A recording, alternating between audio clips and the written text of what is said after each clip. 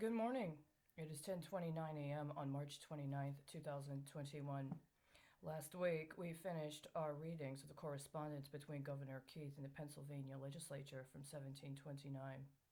Today, we're going to continue with the next reading of Louis Brandeis's Other People's Money and How the Bankers Use It, as well as the next reading from Benjamin Franklin's A Modest Inquiry into the Nature and Necessity of a Paper Currency. And then there will be a brief commentary. Page 147, 4 lines up from the bottom. The automobile. The automobile industry is about 20 years old. It is now America's most prosperous business. When Henry B. Joy, president of the Packard Motor Car Company, was asked to what extent the bankers aided in initiating the automobile, he replied, "It is observable facts of history. It is also my experience of 30 years as a businessman, banker, etc.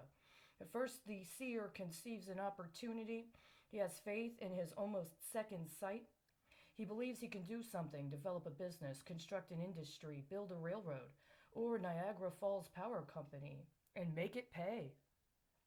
Now, the human measure is not the actual physical construction, but the make it pay. A man raised the money in the late 90s and built a beet sugar factory in Michigan. Wise Acres said it was nonsense. He gathered together the money from his friends who would take a chance with him. He not only built the sugar factory, and there was never any doubt of his ability to do that, but he made it pay. The next year, 2 more sugar factories were built and were financially successful. These were built by private individuals of wealth, taking chances in the face of cries of doubting bankers and trust companies.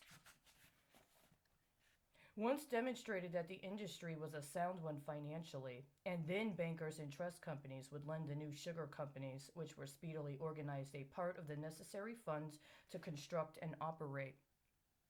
The motor car business was the same.